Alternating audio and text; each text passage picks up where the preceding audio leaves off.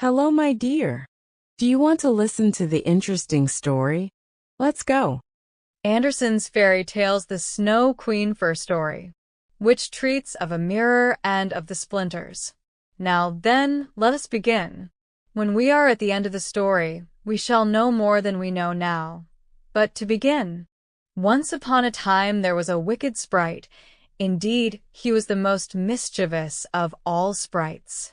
One day, he was in a very good humor, for he had made a mirror with the power of causing all that was good and beautiful when it was reflected therein, to look poor and mean, but that which was good for nothing and looked ugly was shown magnified and increased in ugliness.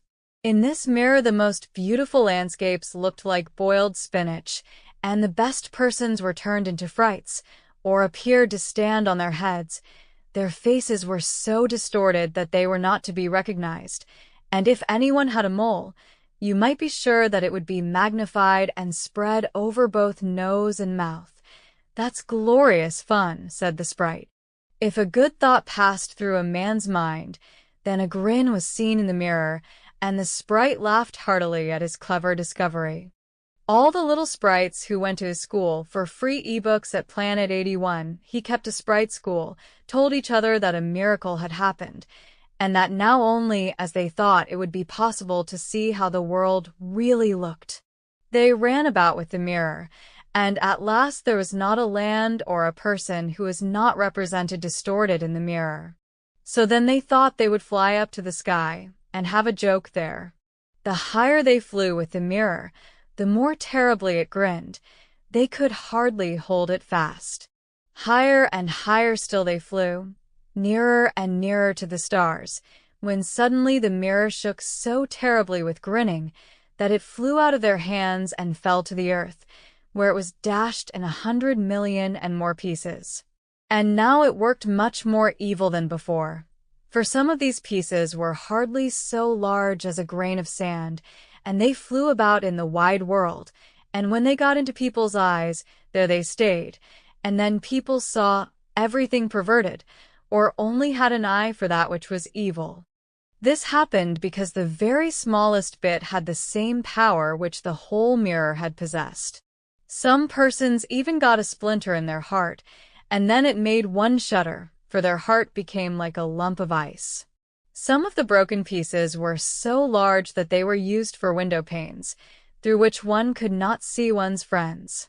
Other pieces were put in spectacles, and that was a sad affair when people put on their glasses to see well and rightly. Then the wicked sprite laughed till he almost choked, for all this tickled his fancy. The fine splinters still flew about in the air, and now we shall hear what happened next. Andersen's Fairy Tales The Snow Queen Second Story. A little boy and a little girl in a large town, where there are so many houses, and so only let her come in, said the little boy. Then I'd put her on the stove, and she'd melt, as loud as he could, but no one beard him. The snow drifted and the sledge flew on, and sometimes it gave a jerk as though they were driving over hedges and ditches. He was quite frightened, and he tried to repeat the Lord's Prayer, but all he could do, he was only able to remember the multiplication table. The snowflakes grew larger and larger, till at last they looked just like great white fowls. Suddenly they flew on one side. The large sledge stopped, and the person who drove rose up. It was a lady. Her cloak and cap were of snow. She was tall and of slender figure, and of a dazzling whiteness. It was the Snow Queen. "We have traveled fast," said she, "but it is freezingly cold. Come under my bearskin." And she put him in the sledge beside her, wrapped the fur round him, and he felt as though he were sinking in a snow wreath. "Are you still cold?" asked she, and then she kissed his forehead. Ah! It was colder than ice. It penetrated to his very heart, which was already almost a frozen lump. It seemed to him as if he were about to die, but a moment more, and it was quite congenial to him, and he did not remark the cold that was around him. "My sledge. Do not forget my sledge." It was the first thing he thought of. It was there tied to one of the white chickens, who flew along with it on his back behind the large sledge. The Snow Queen kissed Kay once more, and then he forgot little Gerda, grandmother, and all whom he had left at his home. "Now you will have no more kisses," said she, "or else I should kiss you to death." Kay looked at her. She was very beautiful. A more clever, or a more lovely countenance he could not fancy to himself, and she no longer appeared a vice as before, when she sat outside the window and beckoned to him. In his eyes she was perfect. He did not fear her at all, and told her that he could calculate in his head and with fractions, even. That he knew the number of square miles there were in the different countries, and how many inhabitants they contained, and she smiled while he spoke. It then seemed to him as if what he knew was not enough, and he looked upwards in the large, huge, empty space above him, and on she flew with him, flew high over the black clouds, while the storm moaned and whistled as though it were singing some old tune. On they flew over woods and lakes, over seas and many lands, and beneath them the chilling storm rushed fast, the wolves howled, the snow crackled. Above them flew large, screaming crows, but higher up appeared the moon, quite large and bright, and it was on it that Kay gazed during the long, long winter's night, while by day he slept at the feet of the Snow Queen. Third story. Of the flower garden at the old woman's who understood witchcraft. But what became of little Gerda when Kay did not return? Where could he be? Nobody knew. Nobody could give any intelligence. All the boys knew was that they had seen him tie his sledge to another large and splendid one, which drove down the street and out of the town. Nobody knew where he was.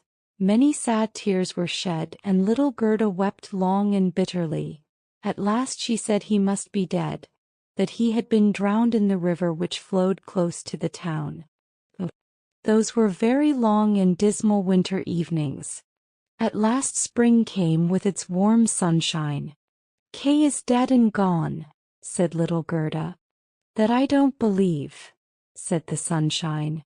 "Kay is dead and gone," said she to the swallows. "That I don't believe," said they, and at last little Gerda did not think so any longer either. "I'll put on my red shoes," said she one morning. "Kay has never seen them, and then I'll go down to the river and ask there." It was quite early. She kissed her old grandmother, who was still asleep, put on her red shoes, and went alone to the river. "Is it true that you have taken my little playfellow? I will make you a present of my red shoes, if you will give him back to me." And as it seemed to her, the blue waves nodded in a strange manner. Then she took off her red shoes, the most precious things she possessed, and threw them both into the river. But they fell close to the bank, and the little waves bore them immediately to land. It was as if the stream would not take what was dearest to her, for in reality it had not got little Kay.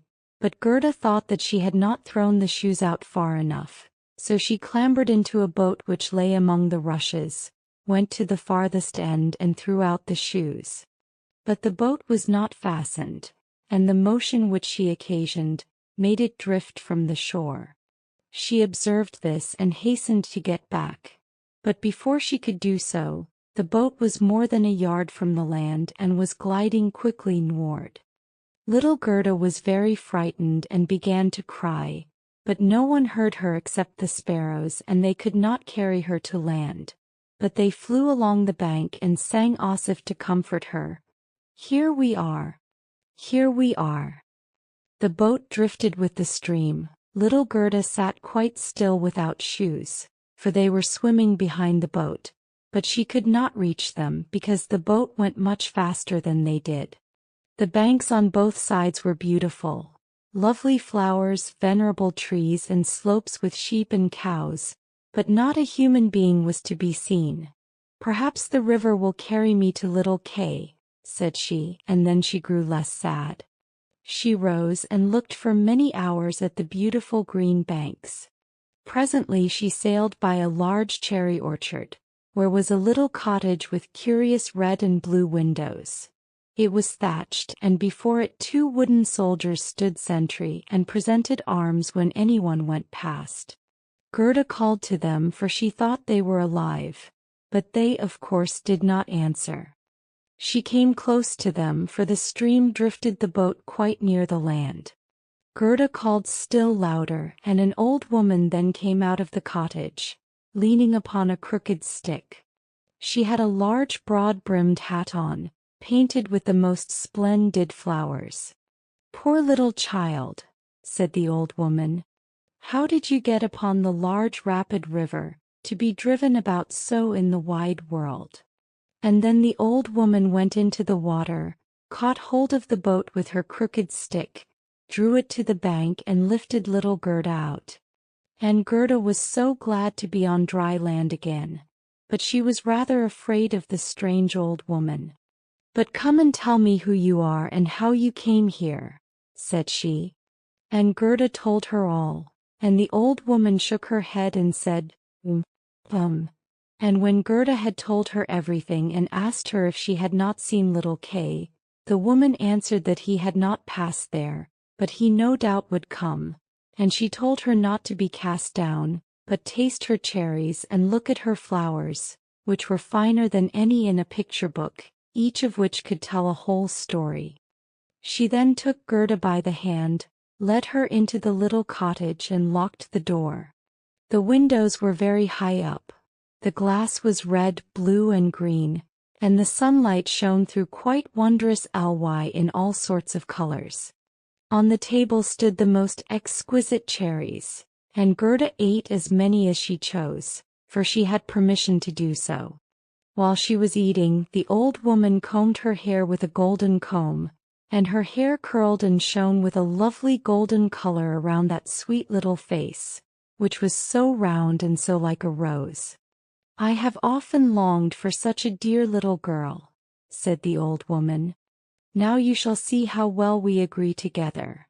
And while she combed little Gerda's hair, the child forgot her foster brother Kay more and more, for the old woman understood magic. But she was no evil being, she only practiced witchcraft a little for her own private amusement, and now she wanted very much to keep little Gerda. She therefore went out in the garden, stretched out her crooked stick towards the rose bushes, which, beautifully as they were blowing, all sank into the earth and no one could tell where they had stood. The old woman feared that if Gerda should see the roses, she would then think of her own, would remember little Kay and run away from her. She now led Gerda into the flower garden. Oh, what odor and what loveliness was there! Every flower that one could think of and of every season stood there in fullest bloom. No picture book could be gayer or more beautiful. Gerda jumped for joy and played till the sun set behind the tall cherry tree. She then had a pretty bed with a red silken coverlet filled with blue violets. She fell asleep and had as pleasant dreams as ever a queen on her wedding day. The next morning she went to play with the flowers in the warm sunshine, and thus passed away a day. Gerda knew every flower, and numerous as they were, it still seemed to Gerda that one was wanting, though she did not know which.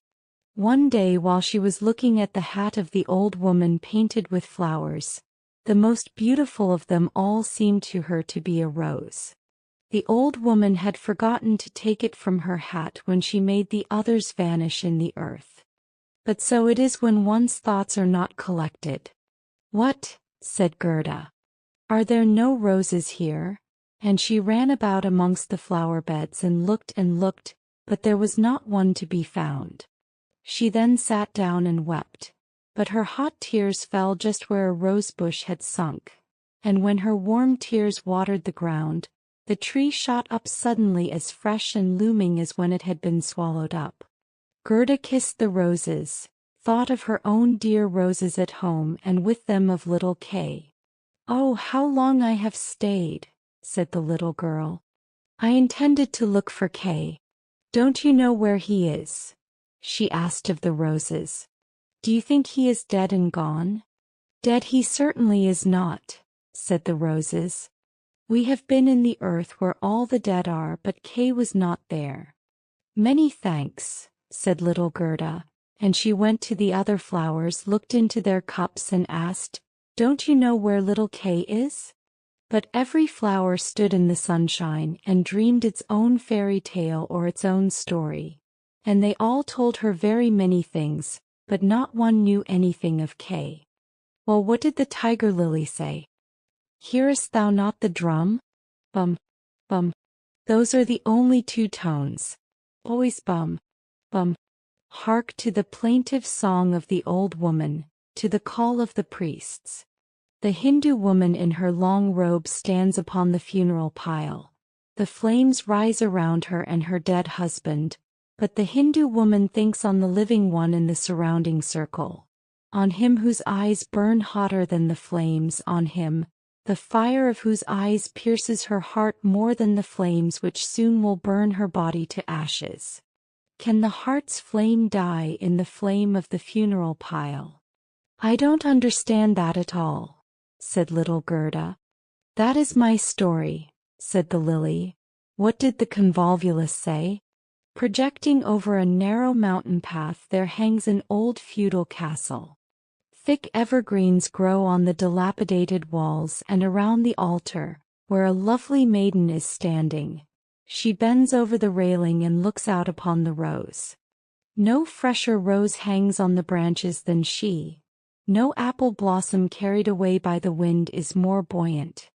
How her silken robe is rustling!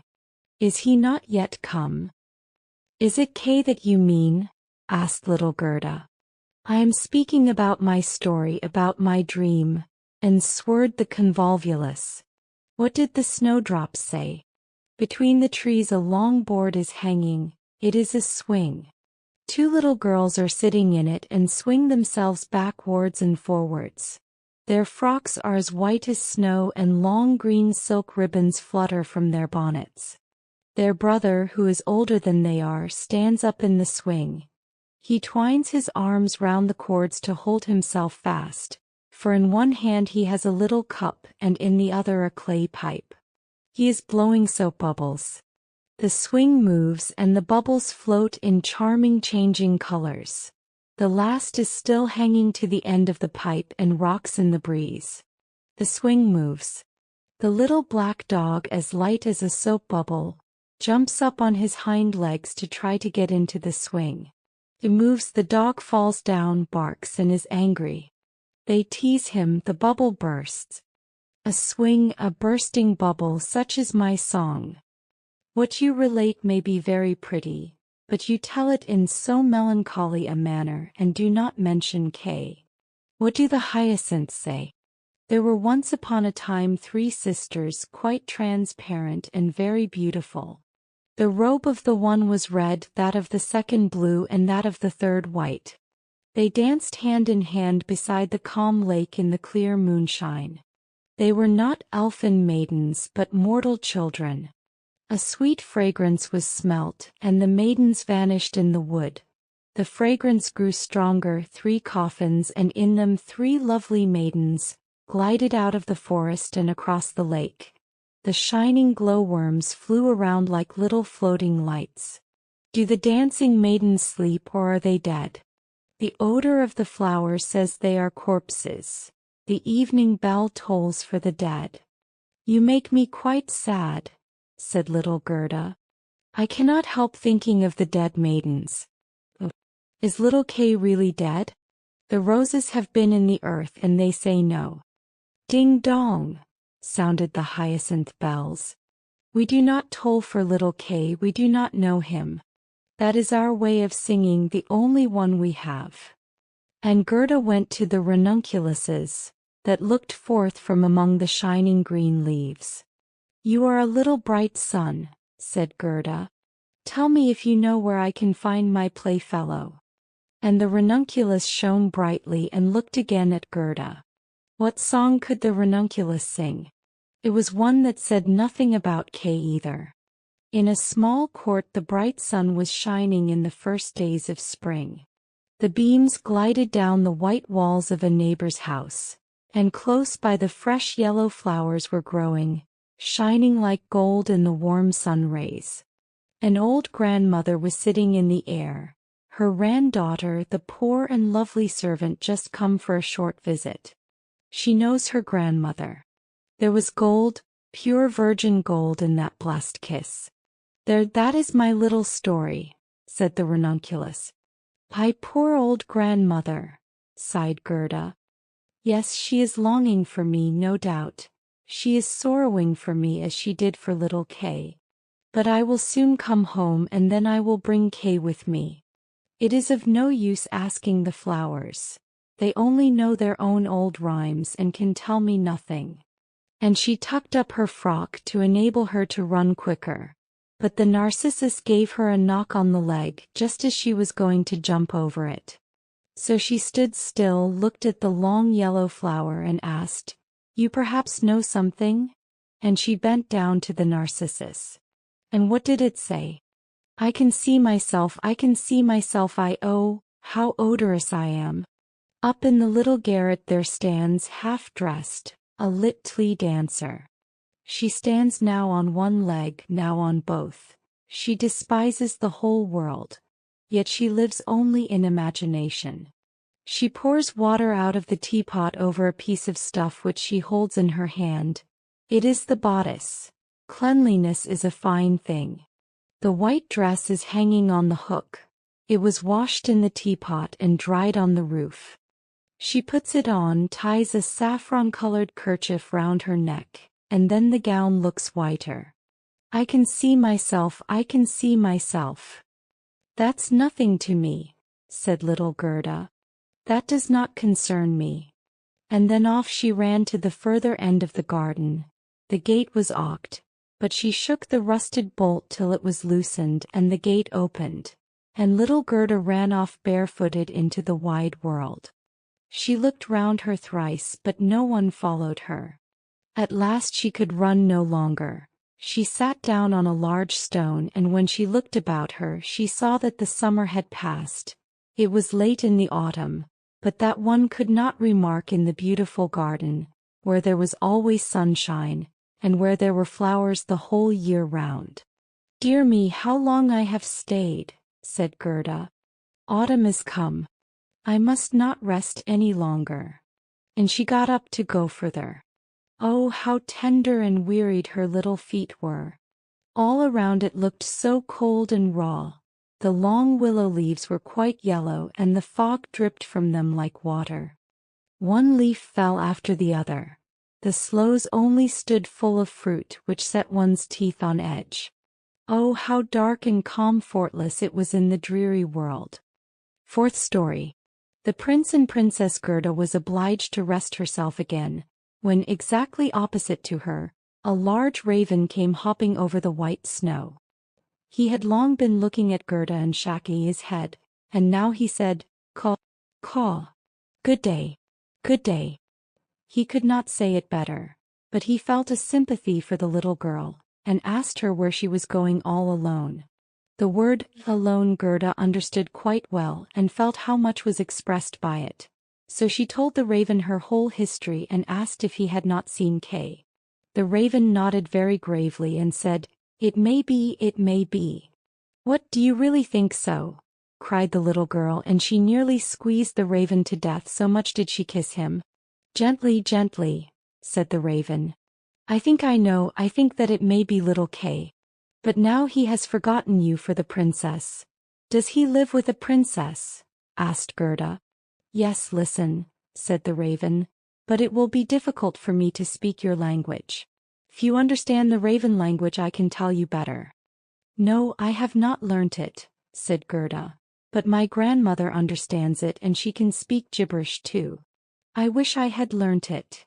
"No matter," said the raven, "I will tell you as well as I can, however it will be bad enough." And then he told all he knew. "In the kingdom where we now are there lives a princess, who is extraordinarily clever, for she has read all the newspapers in the whole world and has forgotten them again, so clever is she. She was lately, it is said, sitting on her throne, which is not very amusing after all, when she began humming an old tune, and it was just, "Oh, why should I not be married? That song is not without its meaning," said she, and so then she was determined to marry. But she would have a husband who knew how to give an answer when he was spoken to, not one who looked only as if he were a great personage, for that is so tiresome. She then had all the ladies of the court drummed together, and when they heard her intention all were very pleased and said, "We are very glad to hear it. It is the very thing we were thinking of." "You may believe every word I say," said the raven, "for I have a tame sweetheart that hops about in the palace quite free, and it was she who told me all this." The newspapers appeared forthwith with a border of hearts and the initials of the princess, and therein you might read that every good-looking young man was at liberty to come to the palace and speak to the princess, and he who spoke in such wise as showed he felt himself at home there, that one the princess would choose for her husband. "Yes, yes," said the raven, "you may believe it. It is as true as I am sitting here." People came in crowds.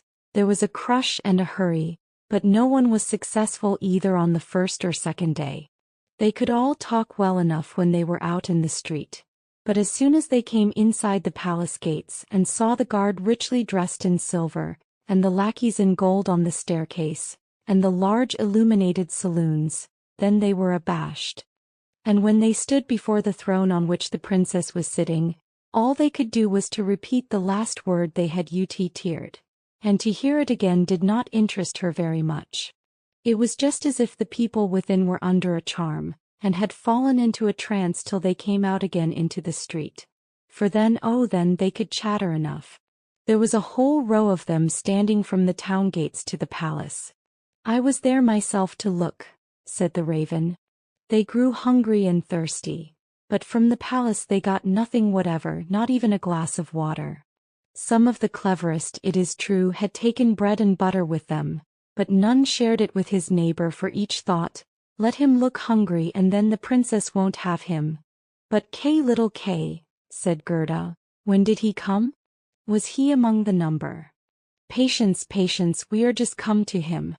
It was on the third day when a little personage without horse or equipage came marching right boldly up to the palace.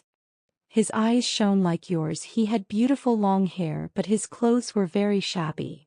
"That is Kay," cried Gerda with a voice of delight. "Oh, now I've found him," and she clapped her hands for joy. "He had a little knapsack at his back," said the raven. "No, that was certainly his sledge," said Gerda, "for when he went away he took his sledge with him." "That may be," said the raven. "I did not examine him so minutely, but I know from my tame sweetheart, that when he came into the courtyard of the palace and saw the bodyguard in silver, the lackeys on the staircase, he was not the least abashed. He nodded and said to them, 'It must be very tiresome to stand on the stairs. For my part I shall go in.' The saloons were gleaming with lustres. Privy councillors and excellencies were walking about barefooted and wore gold keys. It was enough to make anyone feel uncomfortable. His boots creaked too so loudly, but still he was not at all afraid. "That's Kay for certain," said Gerda. "I know he had on new boots. I have heard them creaking in Grandmamma's room." "Yes, they creaked," said the raven. And on he went boldly up to the princess, who was sitting on a pearl as large as a spinning wheel. All the ladies of the court with their attendants and attendants, and all the cavaliers with their gentlemen and gentlemen's gentlemen stood round, and the nearer they stood to the door the prouder they looked. It was hardly possible to look at the gentleman's gentleman, so very haughtily did he stand in the doorway. "It must have been terrible," said little Gerda. "And did Kay get the princess? Were I not a raven I should have taken the princess myself, although I am promised. It is said he spoke as well as I speak when I talk raven language. This I learned from my tame sweetheart. He was bold and nicely behaved. He had not come to woo the princess but only to hear her wisdom. She pleased him and he pleased her." "Yes, yes, for certain that was Kay," said Gerda. "He was so clever he could reckon fractions in his head. Oh, won't you take me to the palace?" "That is very easily said," answered the raven. "But how are we to manage it? I'll speak to my tame sweetheart about it. She must advise us. For so much I must tell you, such a little girl as you are will never get permission to enter." "Oh yes, I shall," said Gerda. "When Kay hears that I am here, he will come out directly to fetch me." "Wait for me here on these steps," said the raven. He moved his head backwards and forwards and flew away. The evening was closing in when the raven returned. "Caw caw," said he. "She sends you her compliments, and here is a roll for you. She took it out of the kitchen where there is bread enough. You are hungry, no doubt. It is not possible for you to enter the palace, for you are barefooted. The guards in silver and the lackeys in gold would not allow it. But do not cry, you shall come in still. My sweetheart knows a little back stair that leads to the bedchamber, and she knows where she can get the key of it." And they went into the garden in the large avenue, where one leaf was falling after the other. And when the lights in the palace had all gradually disappeared, the raven led little Gerda to the back door, which stood half open. Oh, how Gerda's heart beat with anxiety and longing! It was just as if she had been about to do something wrong. And yet she only wanted to know if little Kay was there. As he must be there.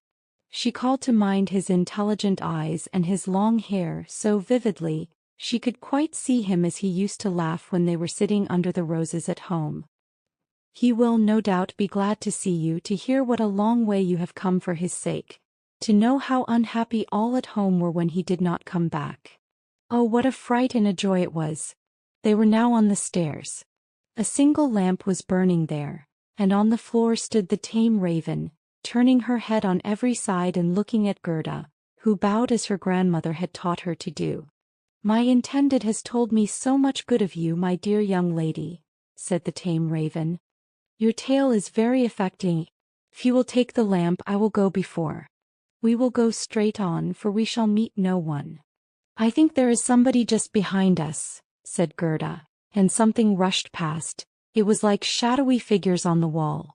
Horses with flowing manes and thin legs, huntsmen, ladies and gentlemen on horseback. "They are only dreams," said the raven. "They come to fetch the thoughts of the high personages to the chase. 'Tis well, for now you can observe them in bed all the better. But let me find, when you enjoy honor and distinction, that you possess a grateful heart." "Tut! That's not worth talking about," said the raven of the woods. They now entered the first saloon, which was of rose-colored satin with artificial flowers on the wall. Here the dreams were rushing past, but they hastened by so quickly that Gerda could not see the high personages. One hall was more magnificent than the other. One might indeed well be abashed, and at last they came into the bedchamber. The ceiling of the room resembled a large palm tree with leaves of glass, of costly glass. And in the middle from a thick golden stem hung two beds, each of which resembled a lily. One was white, and in this lay the princess. The other was red, and it was here that Gerda was to look for little Kay. She bent back one of the red leaves and saw a brown neck. Oh, that was Kay. She called him quite loud by name, held the lamp towards him. The dreams rushed back again into the chamber. He awoke, turned his head, and it was not little Kay. The prince was only like him about the neck, but he was young and handsome. And out of the white lily leaves the princess peeped too and asked what was the matter. Then little Gerda cried and told her whole history and all that the ravens had done for her. "Poor little thing," said the prince and the princess. They praised the ravens very much and told them they were not at all angry with them, but they were not to do so again. However, they should have a reward. "Will you fly about here at liberty?" asked the princess. "Or would you like to have a fixed appointment as court ravens, with all the broken bits from the kitchen?" And both the ravens nodded and begged for a fixed appointment, for they thought of their old age and said, "It is a good thing to have a provision for our old days." And the prince got up and let Gerda sleep in his bed, and more than this he could not do. She folded her little hands and thought, "How good men and animals are," and she then fell asleep and slept soundly. All the reams flew in again, and they now looked like the angels. They drew a little sledge in which little Kay sat and nodded his head, but the whole was only a dream, and therefore it all vanished as soon as she awoke. The next day she was dressed from head to foot in silk and velvet. They offered to let her stay at the palace and lead a happy life, but she begged to have a little carriage with a horse in front, and for a small pair of shoes. Then she said she would again go forth in the wide world and look for Kay. Shoes and a muff were given her. She was too dressed very nicely, and when she was about to set off, a new carriage stopped before the door. It was of pure gold, and the arms of the prince and princess shone like a star upon it. The coachman, the footmen, and the outriders for outrid heirs were there too, all wore golden crowns. The prince and the princess assisted her into the carriage themselves, and wished her all success. The Raven of the Woods, who was now married, accompanied her for the first 3 miles. He sat beside Gerda, for he could not bear riding backwards. The other ravens stood in the doorway and flapped her wings. She could not accompany Gerda, because she suffered from headaches and she had had a fixed appointment and ate so much. The carriage was lined inside with sugar plums, and in the seats were fruits and gingerbread. "Farewell, farewell," cried Prince and Princess, and Gerda wept and the Raven wept. Thus passed the first miles, and then the Raven bade her farewell, and this was the most painful separation of all. He flew into a tree and beat his black wings as long as he could see the carriage, that shone from afar like a sunbeam. Fifth story. The little robber maiden. They drove through the dark wood, but the carriage shone like a torch, and it dazzled the eyes of the robbers, so that they could not bear to look at it. "'Tis gold! 'Tis gold!"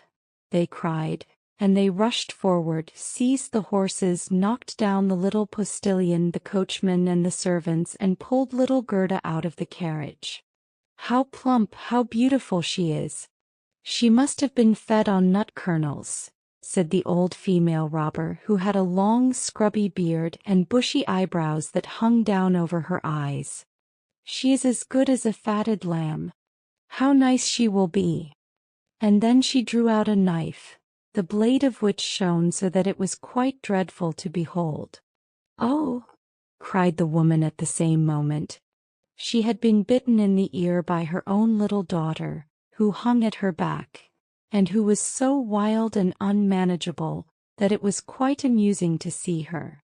"You naughty child," said the mother, and now she had not time to kill Gerda. "She shall play with me," said the little robber child.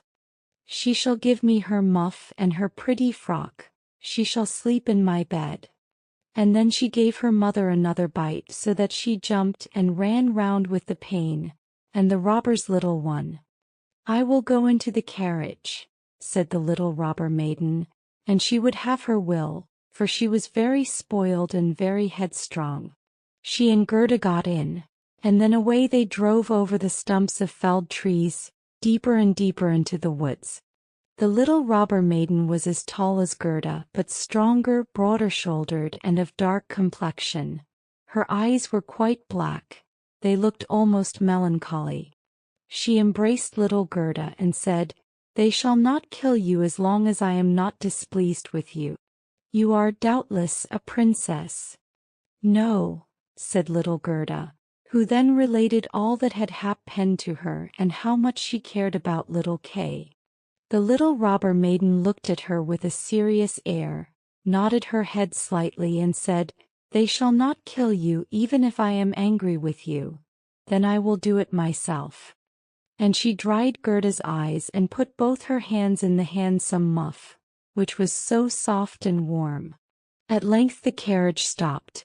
They were in the midst of the courtyard of a robber's castle. It was full of cracks from top to bottom, and out of the openings magpies and rooks were flying, and the great bulldogs, each of which looked as if he could swallow a man, jumped up, but they did not bark, for that was forbidden.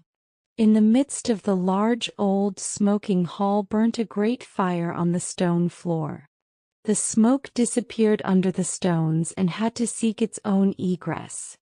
In an immense cauldron soup was boiling, and rabbits and hares were being roasted on a spit.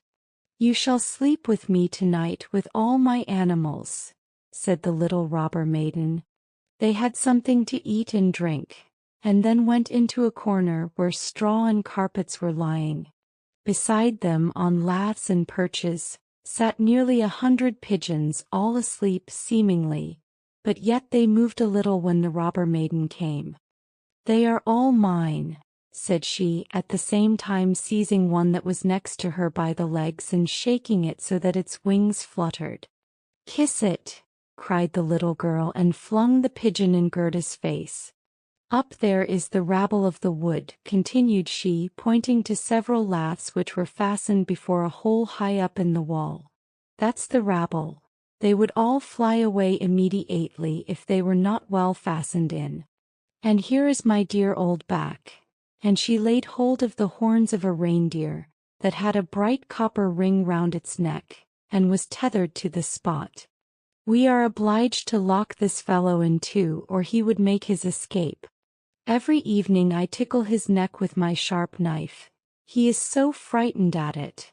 And the little girl drew forth a long knife from a crack in the wall, and let it glide over the reindeer's neck. The poor animal kicked. The girl laughed and pulled Gerda into bed with her. "Do you intend to keep your knife while you sleep?" asked Gerda, looking at it rather fearfully. "I always sleep with the knife," said the little robber maiden. "There is no knowing what may happen. But tell me now once more all about little Kay, and why you have started off in the wide world alone."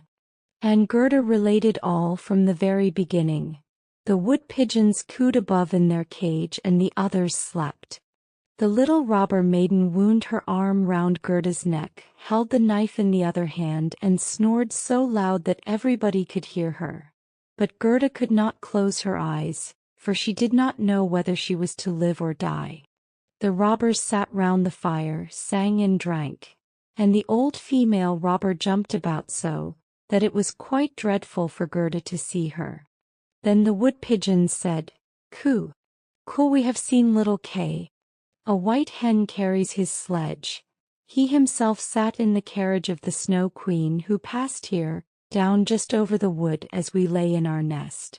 She blew upon us young ones, and all died except we two."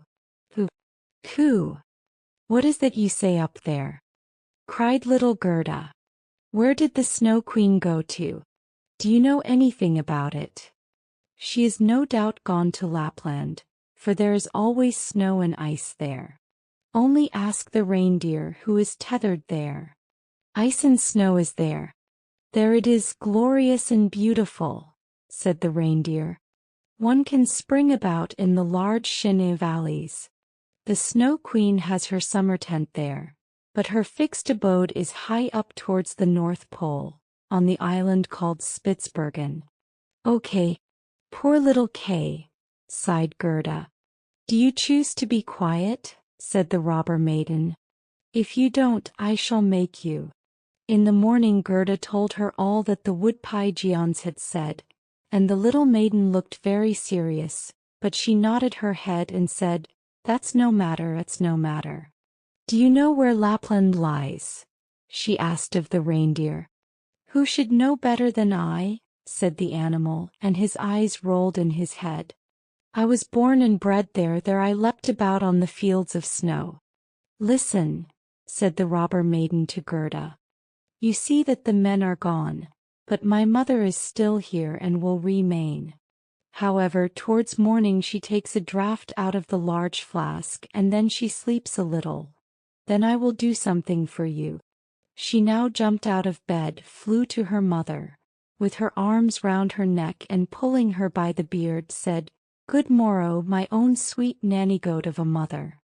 And her mother took hold of her nose and pinched it till it was red and blue, but this was all done out of pure love. When the mother had taken a sup at her flask and was having a nap, the little robber maiden went to the reindeer and said, "I should very much like to give you still many a tickling with the sharp knife, for then you are so amusy. However, I will untether you and help you out so that you may go back to Lapland. But you must make good use of your legs, and take this little girl for me to the palace of the Snow Queen, where her playfellow is." You have heard, I suppose, all she said, for she spoke loud enough and you were listening. The reindeer gave a bound for joy.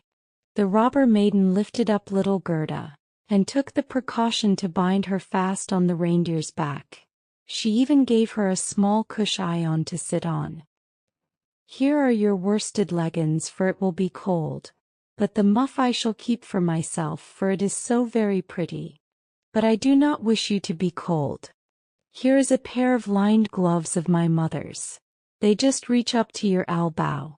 On with them.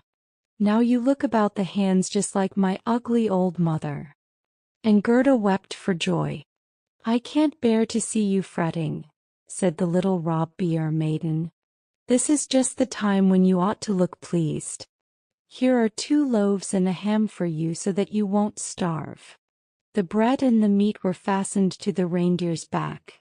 The little maiden opened the door, called in all the dogs, and then with her knife cut the rope that faws tend the animal, and said to him, Now off with you, but take good care of the little girl. And Gerda stretched out her hands with the large wad-dead gloves towards the robber maiden and said, Farewell. And the reindeer flew on over bush and bramble through the great wood, over moor and heath as fast as he could go. Z was heard in the sky. It was just as if somebody was sneezing. These are my old northern lights, said the reindeer. Look how they gleam. And on he now sped still quicker, day and night on he went. The loaves were consumed and the ham too, and now they were in Lapland. 6th story. The Lapland Woman and the Finland Woman. Suddenly they stopped before a little house which looked very miserable.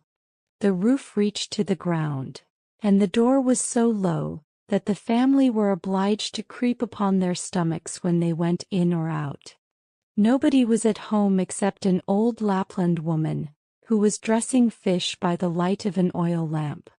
And the reindeer told her the whole of Gerda's history, but first of all his own, for that seemed to him of much greater importance. Gerda was so chilled that she could not speak. Poor thing, said the Lapland woman, you have far to run still. You have more than 100 miles to go before you get to Finland. There the Snow Queen has her country house and burns blue lights every evening. I will give you a few words from me, which I will write on a dried haberdine, for paper I have none. This you can take with you to the Finland woman, and she will be able to give you more information than I can. When Gerda had warmed herself and had eaten and drunk, the Lapland woman wrote a few words on a dried haberdine, begged Gerda to take care of them, put her on the reindeer, bound her fast, and away sprang the animal. Z was again heard in the air. The most charming blue lights burned the whole night in the sky, and at last they came to Finland. They knocked at the chimney of the Finland woman, for as to a door she had none. There was such a heat inside that the Finland woman herself went about almost naked. She was diminutive and dirty. She immediately loosened little Gerda's clothes, pulled off her thick gloves and boots, for otherwise the heat would have been too great, and after laying a piece of ice on the reindeer's head, read what was written on the fish skin. She read it 3 times. She then knew it by heart. So she put the fish into the cupboard, for it might very well be eaten, and she never threw anything away. Then the reindeer related his own story first, and afterwards that of little Gerda. And the Finland woman winked her eyes but said nothing. You are so clever, said the reindeer. You can, I know, twist all the winds of the world together in a knot. If the seaman loosens one knot, then he has a good wind. If a second, then it blows pretty stiffly. If he undoes the 3rd and 4th, then it rages so that the forests are upturned. Will you give the little maiden a potion, that she may possess the strength of 12 men, and vanquish the Snow Queen? The strength of 12 men, said the Finland woman. Much good that would be. Then she went to a cupboard and drew out a large skin rolled up. When she had unrolled it, strange characters were to be seen written thereon. and the Finland woman read at such a rate that the perspiration trickled down her forehead. But the reindeer begged so hard for little Gerda, and Gerda looked so imploringly with tearful eyes at the Finland woman, that she winked and drew the reindeer aside into a corner, where they whispered together, while the animal got some fresh ice put on his head. "'Tis true little Kay is at the Snow Queen's and finds of everything there quite to his taste, and he thinks it the very best place in the world. But the reason of that is, he has a splinter of glass in his eye and in his heart. These must be got out first. Otherwise he will never go back to mankind, and the Snow Queen will retain her power over him. But can you give little Gerda nothing to take which will endue her with power over the whole?" "I can give her no more power than what she has already. Don't you see how great it is? Don't you see how men and animals are forced to serve her? How well she gets through the world barefooted? She must not hear of her power from us. That power lies in her heart because she is a sweet and innocent child. If she cannot get to the Snow Queen by herself and rid little Kay of the glass, we cannot help her. 2 miles hence the garden of the Snow Queen begins. Thither you may carry the little girl. Set her down by the large bush with red berries standing in the snow. Don't stay talking but hasten back as fast as possible." And now the Finland woman placed little Gerda on the reindeer's back, and off he ran with all imaginable speed. "Oh, I have not got my boots. I have not brought my gloves," cried little Gerda. She remarked she was without them from the cutting frost, but the reindeer dared not stand still. On he ran till he came to the great bush with the red berries, and there he set Gerda down, kissed her mouth, while large bright tears flowed from the animal's eyes, and then back he went as fast as possible. There stood poor Gerda now without shoes or gloves, in the very midst of dreadful icy Finland. She ran on as fast as she could. There then came a whole regiment of snowflakes, but they did not fall from above, and they were quite bright and shining from the aurora borealis. The flakes ran along the ground, and the nearer they came the larger they grew. Gerda well remembered how large and strange the snowflakes appeared when she once saw them through a magnifying glass. But now they were large and terrific in another manner. They were all alive. They were the outposts of the Snow Queen. They had the most wondrous shapes. Some looked like large ugly porcupines, others like snakes knotted together with their heads sticking out, and others again like small fat bears with the hair standing on end. All were of dazzling whiteness, all were living snowflakes. Little Gerda repeated the Lord's Prayer. The cold was so intense that she could see her own breath, which came like smoke out of her mouth. It grew thicker and thicker and took the form of little angels that grew more and more when they touched the earth. All had helms on their heads and lances and shields in their hands. They increased in numbers, and when Gerda had finished the Lord's Prayer she was surrounded by a whole legion.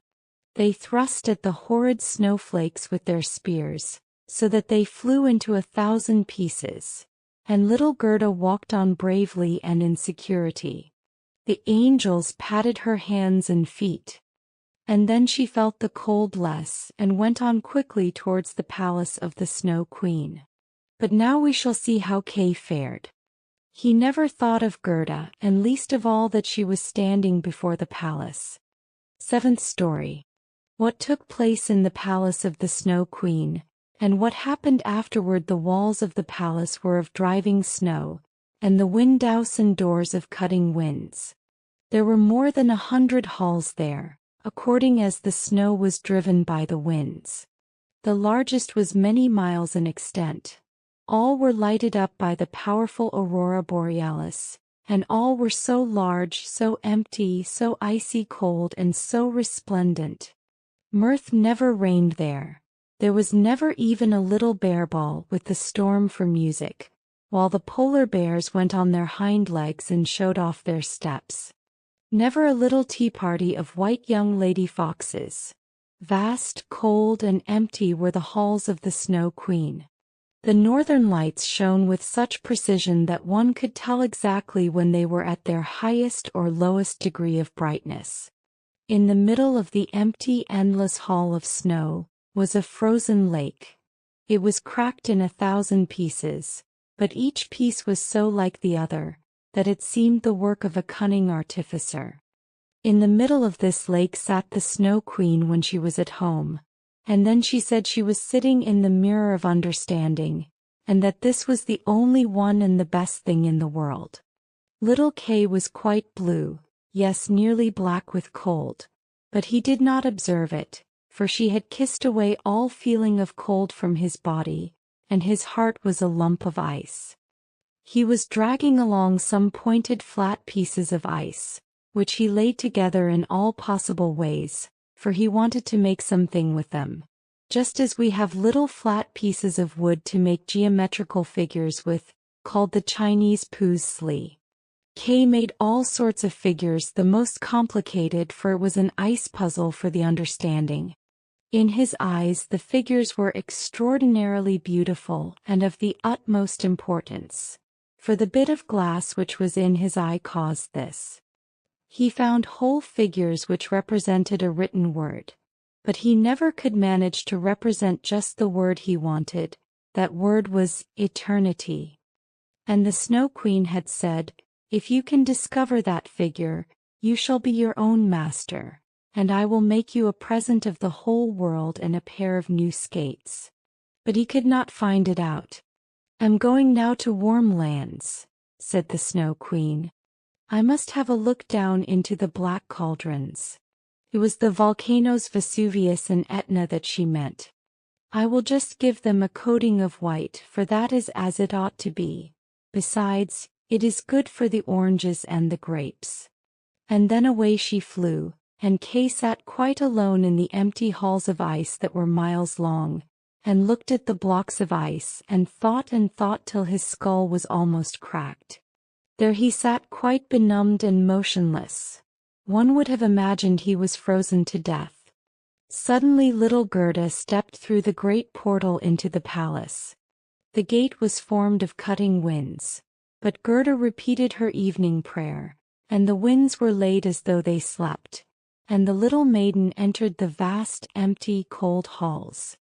There she beheld Kay. She recognized him, flew to embrace him, and cried out, her arms firmly holding him the while, "Kay, sweet little Kay, have I then found you at last?" But he sat quite still, benumbed and cold.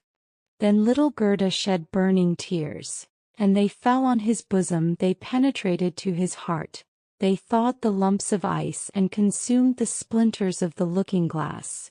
He looked at her and she sang the hymn, "The rose in the valley is blooming so sweet, and angels descend there the children to greet." Hereupon Kay burst into tears. He wept so much that the splinter rolled out of his eye, and he recognized her and shouted, "Gerda, sweet little Gerda, where have you been so long? And where have I been?" He looked round him. "How cold it is here," said he. "How empty and cold." And he held fast by Gerda, who laughed and wept for joy. It was so beautiful that even the blocks of ice danced about for joy, and when they were tired and laid themselves down, they formed exactly the letters which the Snow Queen had told him to find out. So now he was his own master, and he would have the whole world and a pair of new skates into the bargain. Gerda kissed his cheeks and they grew quite blooming. She kissed his eyes and they shone like her own. She kissed his hands and feet and he was again well and merry. The Snow Queen might come back as soon as she liked. There stood his discharge written in resplendent masses of ice. They took each other by the hand and wandered forth out of the large hall. They talked of their old grandmother and of the roses upon the roof. And wherever they went the winds ceased raging and the sun burst forth. And when they reached the bush with the red berries, they found the reindeer waiting for them.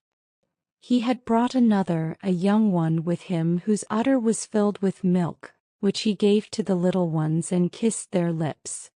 They then carried Kay and Gerda first to the Finland woman, where they warmed themselves in the warm room, and learned what they were to do on their journey home. And they went to the Lapland woman, who made some new clothes for them and repaired their sledges.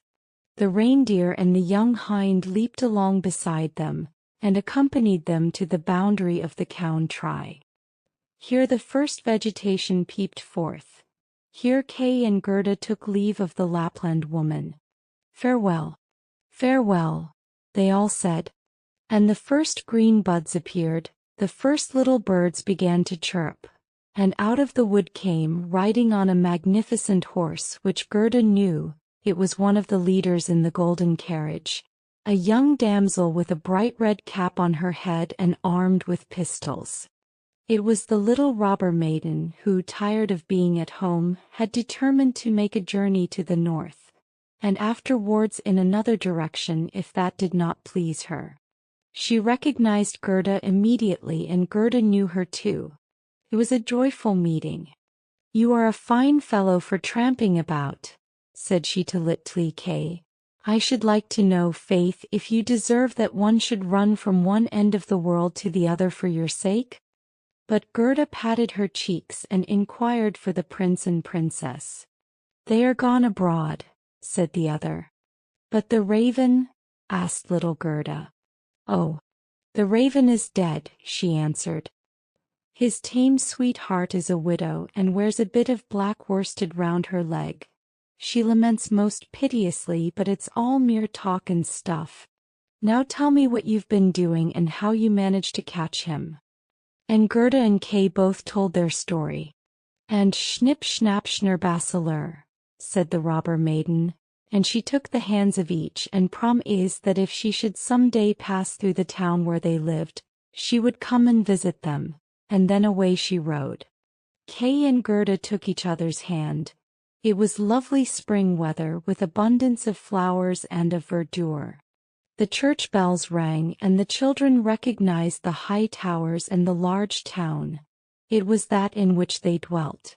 They entered and hastened up to their grandmother's room, where everything was standing as formerly. The clock said tick-tack, and the finger moved round, but as they entered they remarked that they were now grown up. The roses on the leads hung blooming in at the open window. There stood the little children's chairs, and Kay and Gerda sat down on them, holding each other by the hand. They both had forgotten the cold, empty splendor of the Snow Queen, as though it had been a dream. The grandmother sat in the bright sunshine and read aloud from the Bible.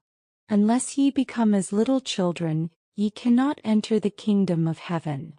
And Kay and Gerda looked in each other's eyes, and all at once they understood the old hymn. "The rose in the valley is blooming so sweet, and angels descend there the children to greet." There sat the two grown-up persons, grown up and yet children, children at least in heart, and it was summer-time, summer, glorious summer. The leapfrog, a flea, a grasshopper, and a leapfrog once wanted to see which could jump highest, and they invited the whole world and everybody else besides who chose to come to see the festival.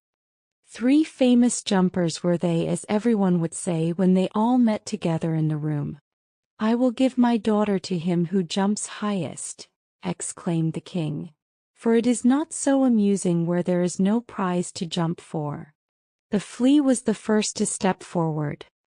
He had exquisite manners and bowed to the company on all sides, for he had noble blood and was, moreover, accustomed to the society of man alone, and that makes a great difference.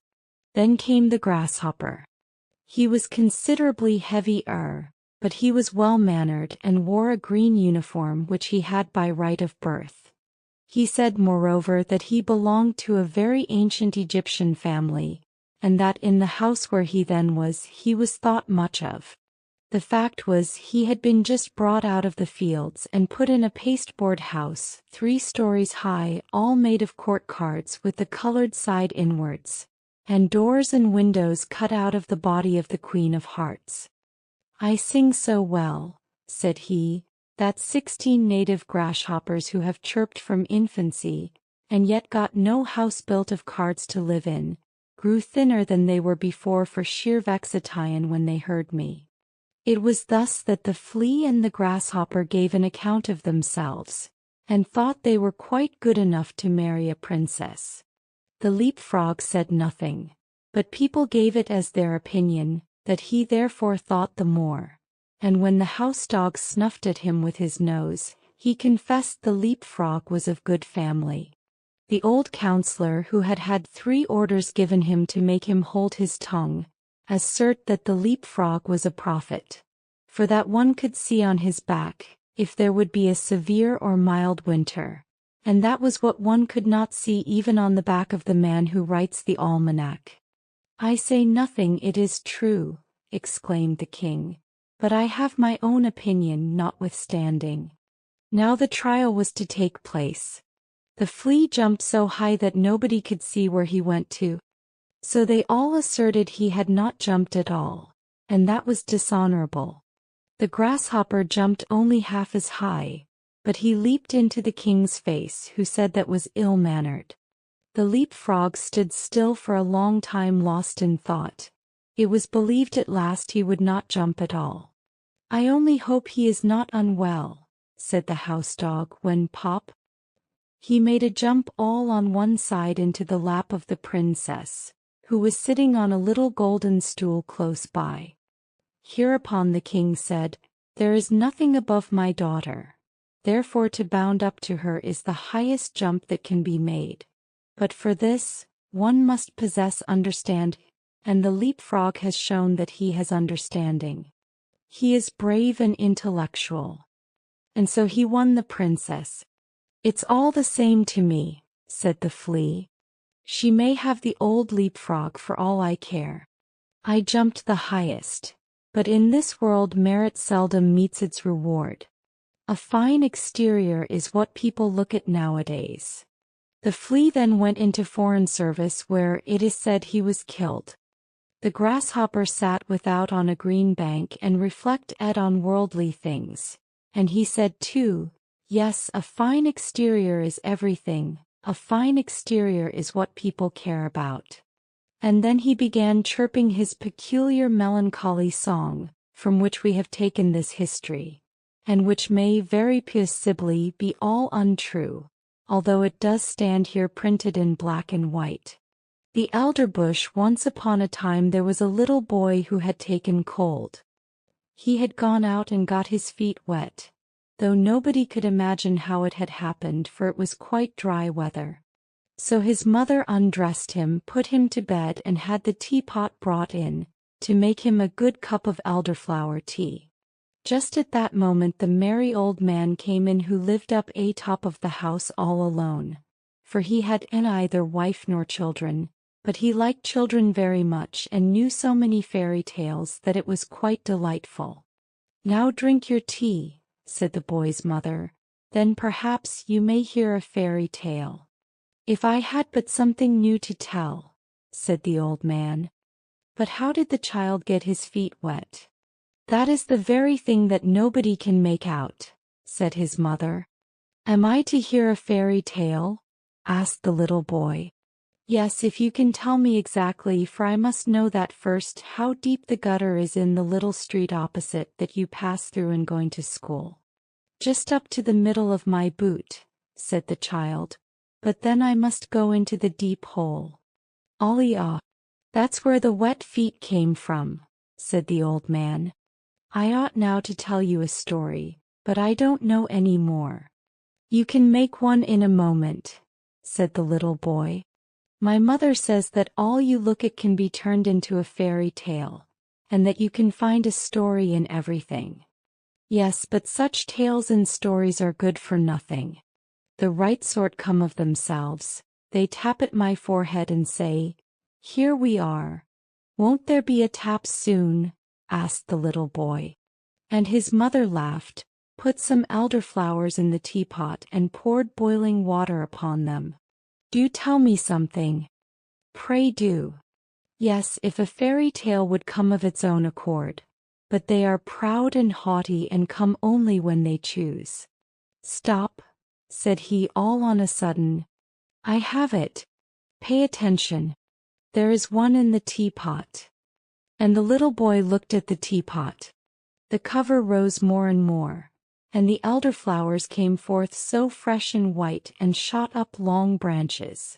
Out of the spout even did they spread themselves on all sides and grew larger and larger. It was a splendid elder bush, a whole tree, and it reached into the very bed and pushed the curtains aside.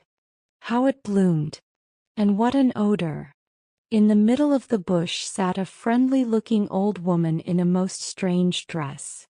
It was quite green like the leaves of the elder and was trimmed with large white elderflowers, so that at first one could not tell whether it was a stuff or a natural green and real flowers.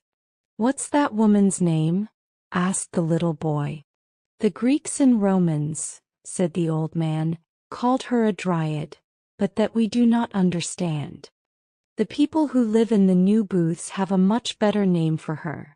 They call her Old Granny, and she it is to whom you are to pay attention. Now listen and look at the beautiful elderbush. A row of buildings for seamen in Copenhagen. Just such another large blooming elder tree stands near the new booths. It grew there in the corner of a little miserable courtyard, and under it sat of an afternoon, in the most splendid sunshine, two old people, an old seaman and his old wife. They had great-grandchildren and were soon to celebrate the 50th anniversary of their marriage, but they could not exactly recollect the date, and old Granny sat in the tree and looked as pleased as now. "I know the date," said she, but those below did not hear her, for they were talking about old times. "Yes, can't you remember when we were very little," said the old seaman, "and ran and played about? It was the very same courtyard where we now are, and we stuck slips in the ground and made a garden." "I remember it well," said the old woman. "I remember it quite well. We watered the slips, and one of them was an elder bush. It took root, put forth green shoots, and grew up to be the large tree under which we old folks are now sitting." "To be sure," said he. "And there in the corner stood a water pail where I used to swim my boats." "True, but first we went to school to learn somewhat," said she, "and then we were confirmed." We both cried. But in the afternoon we went up the round tower and looked down on Copenhagen and far, far away over the water. Then we went to Frederiksberg, where the king and the queen were sailing about in their splendid barges. But I had a different sort of sailing to that later, and that too for many a year, a long way off on great voyages. "Yes, many a time have I wept for your sake," said she. "I thought you were dead and gone and lying down in the deep waters. Many a night have I got up to see if the wind had not changed, and changed it had sure enough. But you never came. I remember so well one day when the rain was pouring down in torrents. The scavengers were before the house where I was in service, and I had come up with the dust and remained standing at the door. It was dreadful weather when just as I was there the postman came and gave me a letter. It was from you. What a tour that letter had made! I opened it instantly and read. I laughed and wept. I was so happy. In it I read that you were in warm lands where the coffee tree grows. What a blessed land that must be! You related so much, and I saw it all the while the rain was pouring down and I standing there with the dust box. At the same moment came someone who embraced me.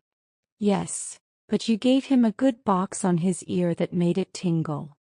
But I did not know it was you. You arrived as soon as your letter, and you were so handsome that you still are, and had a long yellow silk handkerchief round your neck and a brand new hat on. Oh, you were so dashing. Good heavens! What weather it was, and what a state the street was in. And then we married," said he. "Don't you remember? And then we had our first little boy, and then Mary and Nicholas and Peter and Christian." Yes, and how they all grew up to be honest people and were beloved by everybody. And their children also have children, said the old sailor.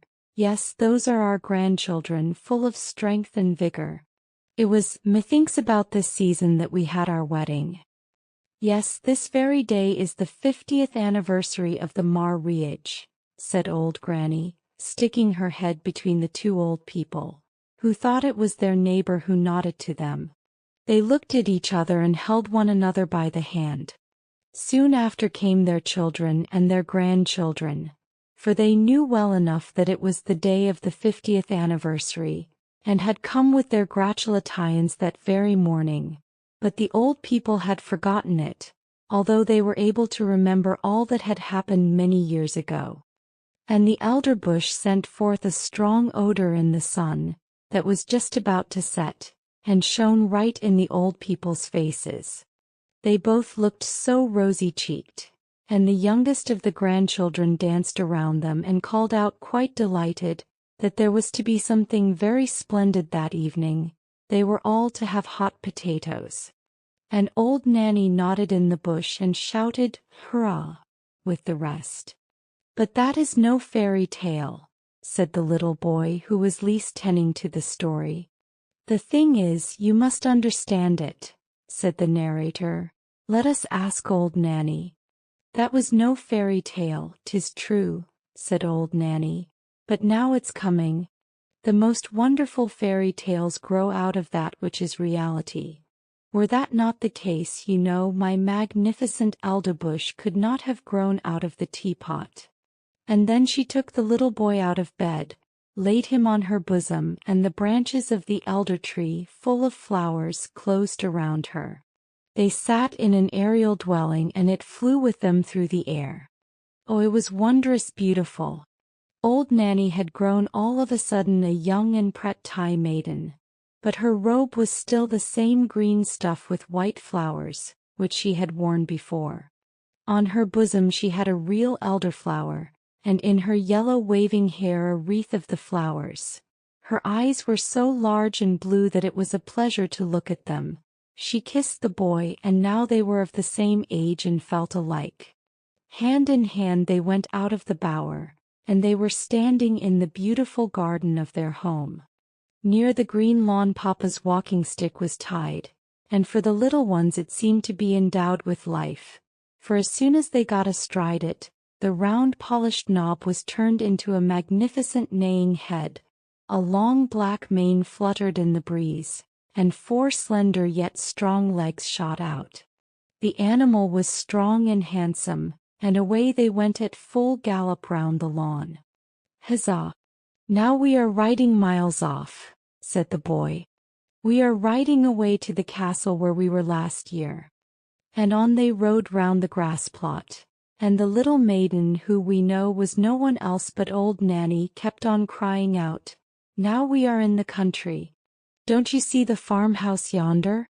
And there is an elder tree standing beside it, and the cock is scraping away the earth for the hens. Look how he struts. And now we are close to the church. It lies high upon the hill between the large oak trees, one of which is half decayed. And now we are by the smithy, where the fire is blazing, and where the half-naked men are banging with their hammers till the sparks fly about. Away, away, to the beautiful country seat." And all that the little maiden who sat behind on the stick spoke of flew by in reality. The boy saw it all, and yet they were only going round the grass plot. Then they played in a side avenue and marked out a little garden on the earth. And they took elder blossoms from their hair, planted them, and they grew just like those the old people planted when they were children, as related before. They went hand in hand as the old people had done when they were children, but not to the Round Tower or to Fredericksburg. No, the little damsel wound her arms round the boy, and then they flew far away through all Denmark. And spring came, and summer, and then it was autumn, and then winter, and 1,000 pictures were reflected in the eye and in the heart of the boy, and the little girl always sang to him, "This you will never forget." And during their whole flight the elder tree smelt so sweet and odorous. He remarked the roses and the fresh beeches, but the elder tree had a more wondrous fragrance, for its flowers hung on the breast of the little maiden. And there too did he often lay his head during the flight. "It is lovely here in spring," said the young maiden. And they stood in a beechwood that had just put on its first green, where the woodroof at their feet sent forth its fragrance, and the pale red anemone looked so pretty among the verdure. Oh, would it were always spring in the sweetly smelling Danish beech forests. Asperula odorata. "It is lovely here in summer," said she.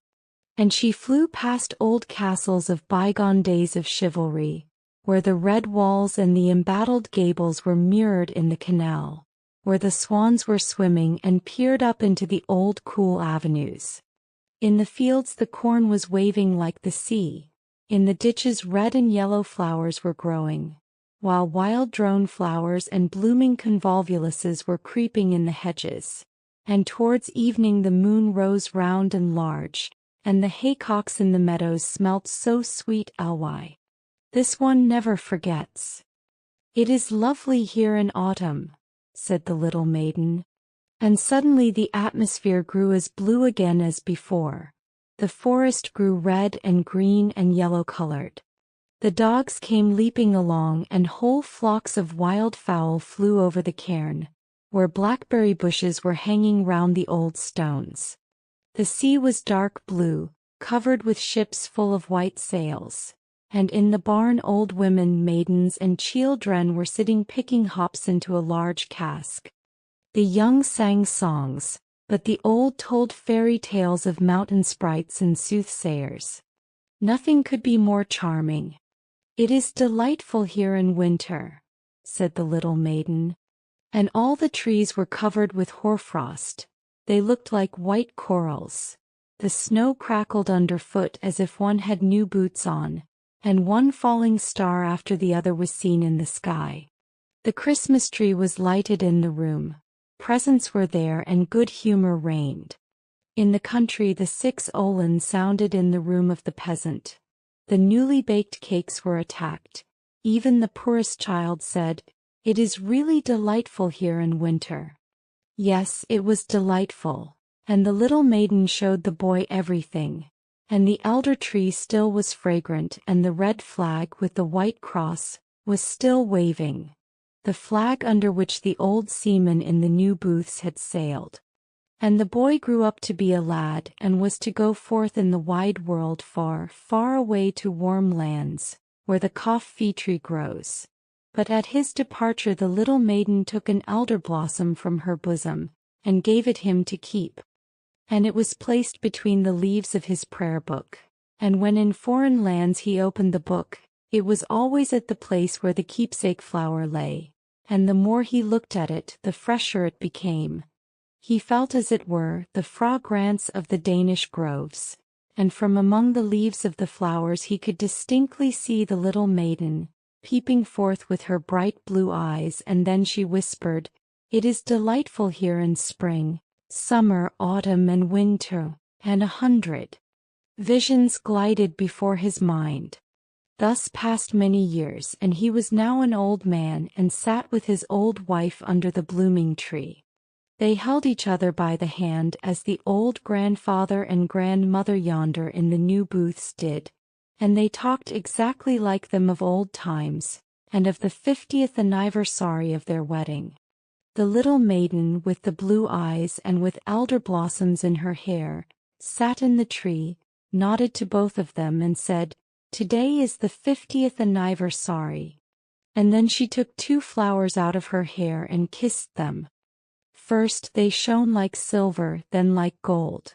And when they laid them on the heads of the old people, each flower became a golden crown. So there they both sat like a king and a queen under the fragrant tree, that looked exactly like an elder. The old man told his wife the story of old Nanny, as it had been told him when a boy. And it seemed to both of them it contained much that resembled their own history, and those parts that were like it pleased them best. Thus it is, said the little maiden in the tree. Some call me Old Nanny, others a Dryad, but in reality my name is Remembrance. 'Tis I who sit in the tree that grows and grows. I can remember, I can tell things. Let me see if you have my flower still. And the old man opened his prayer book. There lay the elder blossom as fresh as if it had been placed there but a short time before. And Remembrance nodded, and the old people, decked with crowns of gold, sat in the flush of the evening sun. They closed their eyes and yes, that's the end of the story. The little boy lay in his bed. He did not know if he had dreamed or not, or if he had been listening while someone told him the story. The teapot was standing on the table, but no elder tree was growing out of it. And the old man who had been talking was just on the point of going out at the door, and he did go. How splendid that was, said the little boy. Mother, I have been to warm countries. So I should think, said his mother. When one has drunk 2 good cupfuls of elderflower tea, 'tis likely enough one goes into warm climates. And she tucked him up nicely, lest he should take cold. You have had a good sleep while I have been sitting here and arguing with him whether it was a story or a fairy tale. And where is Old Nanny? Asked the little boy. In the teapot, said his mother, and there she may ring the bell. People said, the evening bell is sounding, the sun is set ting. For a strange wondrous tone was heard in the narrow streets of a large town. It was like the sound of a church bell, but it was only heard for a moment, for the rolling of the carriages and the voices of the multitude made too great a noise. Those persons who were walking outside the town, where the houses were farther apart with gardens or little fields between them, could see the evening sky still better, and heard the sound of the bell much more distinctly. It was as if the tones came from a church in the still forest. People looked thitherward and felt their minds attuned most solemnly. A long time passed, and people said to each other, I wonder if there is a church out in the wood? The bell has a tone that is wondrous sweet. Let us stroll thither and examine the matter nearer. And the rich people drove out, and the poor walked, but the way seemed strangely long to them. And when they came to a clump of willows which grew on the skirts of the forest, they sat down and looked up at the long branches, and fancied they were now in the depth of the green wood. The confectioner of the town came out and set up his booth there, and soon after came another confectioner who hung a bell over his stand as a sign or ornament, but it had no clapper, and it was tarred over to preserve it from the rain. When all the people returned home, they said it had been very romantic, and that there were 3 persons who asserted they had penetrated to the end of the forest, and that they had always heard the wonderful sounds of the bell, but it had seemed to them as if it had come from the town. One wrote a whole poem about it, and said the bell sounded like the voice of a mother to a good dear child, and that no melody was sweeter than the tones of the bell. The king of the country was also observant of it, and vowed that he who could discover whence the sounds proceeded, should have the title of universal bell ringer, even if it were not really a bell. Many persons now went to the wood for the sake of getting the place, but one only returned with a sort of explanation. For nobody went far enough, that one not further than the others. However, he said that the sound proceeded from a very large owl in a hollow tree, a sort of learned owl that continually knocked its head against the branches. But whether the sound came from his head or from the hollow tree, that no one could say with certainty. So now he got the place of universal bell ring, and wrote yearly a short treatise on the owl. But everybody was just as wise as before. It was the day of confirmation. The clergyman had spoken so touchingly, the children who were confirmed had been greatly moved. It was an eventful day for them. From children they become all at once grown-up persons. It was as if their infant souls were now to fly all at once into persons with more understanding. The sun was shining gloriously. The children that had been confirmed went out of the town, and from the wood was borne towards them the sounds of immediately felt a wish to go thither. All except 3. One of them had to go home to try on a ball dress. For it was just the dress and the ball which had caused her to be confirmed this time, for otherwise she would not have come. The other was a poor boy who had borrowed his coat and boots to be confirmed in from the innkeeper's son, and he was to give them back by a certain hour. The third said that he never went to a strange place if his parents were not with him, that he had always been a good boy hitherto, and would still be so now that he was confirmed, and that one ought not to laugh at him for it. The others, however, did make fun of him after all. There were 3 therefore that did not go. The others hastened on. The sun shone, the birds sang, and the children sang too, and each held the other by the hand. For as yet they had none of them any high office, and were all of equal rank in the eye of God. But 2 of the youngest soon grew tired, and both returned to town. 2 little girls sat down and twined garlands, so they did not go either. And when the others reached the willow tree where the confectioner was, they said, "Now we are there." In reality the bell does not exist. It is only a fancy that people have taken into their heads. At the same moment the bell sounded deep in the wood, so clear and solemnly that 5 or 6 determined to penetrate somewhat further.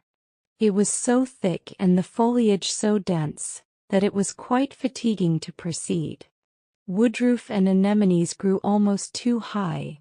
Blooming convolvulus and blackberry bushes hung in long garlands from tree to tree, where the nightingale sang and the sunbeams were playing. It was very beautiful, but it was no place for girls to go. Their clothes would get so torn. Large blocks of stone lay there, overgrown with moss of every color. The fresh spring bubbled forth and made a strange gurgling sound. "That surely cannot be the bell," said one of the children, lying down and listening. "This must be looked to." So he remained and let the others go on without him. They afterwards came to a little house made of branches and the bark of trees. A large wild apple tree bent over it as if it would shower down all its blessings on the roof where roses were blooming. The long stems twined round the jubilee on which there hung a small bell. Was it that which people had heard? Yes, everybody was unanimous on the subject except one, who said that the bell was too small and too fine to be heard at so great a distance, and besides it was very different tones to those that could move a human heart in such a manner. It was a king's son who spoke, whereon the others said, "Such people always want to be wiser than everybody else." They now let him go on alone, and as he went his breast was filled more and more with the forest solitude. But he still heard the little bell with which the others were so satisfied, and now and then when the wind blew he could also hear the people singing who were sitting at tea where the confectioner had his tent. But the deep sound of the bell rose louder. It was almost as if an organ were accompanied, and the tones came from the left hand, the side where the heart is placed. A rustling was heard in the bushes, and a little boy stood before the king's son. A boy in wooden shoes, and with so short a jacket that one could see what long wrists he had. Both knew each other. The boy was that one among the children who could not come because he had to go home and return his jacket and boots to the innkeeper's son. This he had done, and was now going on in wooden shoes and in his humble dress, for the bell sounded with so deep a tone, and with such strange power, that proceed he must. "Why then we can go together," said the king's son. But the poor child that had been confirmed was quite ashamed. He looked at his wooden shoes, pulled at the short sleeves of his jacket, and said that he was afraid he could not walk so fast. Besides, he thought that the bell must be looked for to the right, for that was the place where all sorts of beautiful things were to be found. "But there we shall not meet," said the king's son, nodding at the same time to the poor boy, who went into the darkest, thickest part of the wood, where thorns tore his humble dress, and scratched his face and hands and feet till they bled. The king's son got some scratches too. But the sun shone on his path, and it is him that we will follow, for he was an excellent and resolute youth. I must and will find the bell, said he, even if I am obliged to go to the end of the world. The ugly apes sat upon the trees and grinned. Shall we thrash him? Said they. Shall we thrash him? He is the son of a king. But on he went without being disheartened, deeper and deeper into the wood, where the most wonderful flowers were growing. There stood white lilies with blood-red stamina, sky-blue tulips, which shone as they waved in the winds, and apple trees, the apples of which looked exactly like large soap bubbles. So only think how the trees must have sparkled in the sunshine. Around the nicest green meads, where the deer were playing in the grass, grew magnificent oaks and beeches, and if the bark of one of the trees was cracked, their grass and long creeping plants grew in the crevices. And there were large calm lakes there too, in which white swans were swimming and beat the air with their wings. The king's son often stood still and listened. He thought the bell sounded from the depths of these still lakes, but then he remarked again that the tone proceeded not from there, but farther off from out the depths of the forest. The sun now set, the atmosphere glowed like fire. It was still in the woods, so very still, and he fell on his knees, sung his evening hymn, and said, I cannot find what I seek. The sun is going down and night is coming, the dark, dark night. Yet perhaps I may be able once more to see the round red sun before he entirely disappears. I will climb up yonder rock. And he seized hold of the creeping plants and the roots of trees, climbed up the moist stones where the water snakes were writhing and the toads were croaking, and he gained the summit before the sun had quite gone down. How magnificent was the sight from this height! The sea, the great, the glorious sea that dashed its long waves against the coast, was stretched out before him. And yonder, where sea and sky meet, stood the sun, like a large shining altar, all melted together in the most glowing colors. And the wood and the sea sang a song of rejoicing, and his heart sang with the rest. All nature was a vast holy church, in which the trees and the buoyant clouds were the pillars, flowers and grass the velvet carpeting, and heaven itself the large cupola.